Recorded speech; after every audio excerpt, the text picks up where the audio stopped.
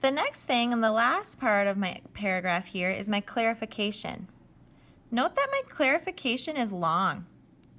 It's not just one sentence. It's not just two sentences.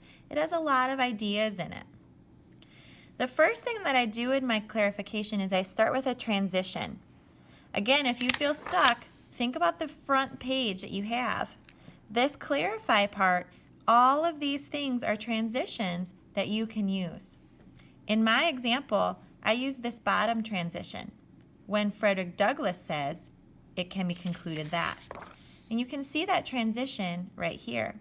When Douglass says, I was seized with extreme dizziness, it can be concluded that Douglass's body has been taken over with physical exhaustion.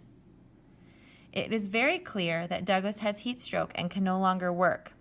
Later, it is seen that because of this inability to work, Douglass is beaten nearly to death by Mr. Covey. This is a great struggle for Douglass and breaks him mentally and emotionally. In this part of my clarification, I have gone directly back to my thesis and talk about this struggle. Talk about what's happening to him. Talk about and prove that Douglass is struggling. I don't just come out and say this is a great struggle for him. I make sure that I'm explaining to my reader what is happening there to prove that he is in a struggle.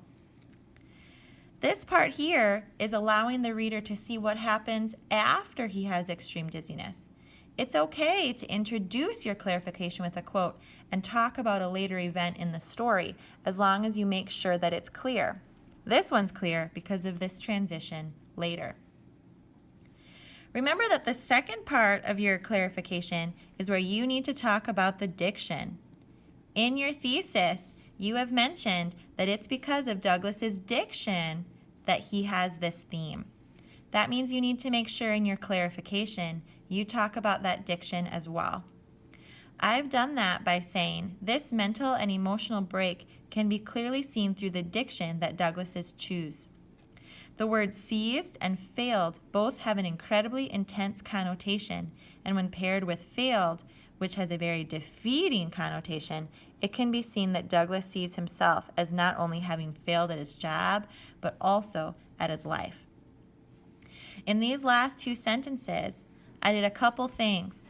The first thing I did was transition and say, wow, here's where I'm talking about the struggle, but here's where I'm going to prove how that struggle can be seen in diction. This first sentence here is a great transition to show that connection.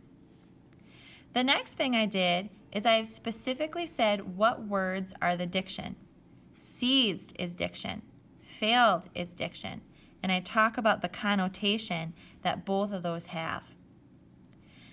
When talking about that connotation, I don't just say that it's negative. I also mention that it's very intense. It has a defeating quality to it. By talking about that connotation, I finish it up by making sure I say that because I understand this connotation, I have a better understanding of the theme, because not only has he failed at his job, but he's also failed in his life. That brings it all the way back up to my theme found in my thesis.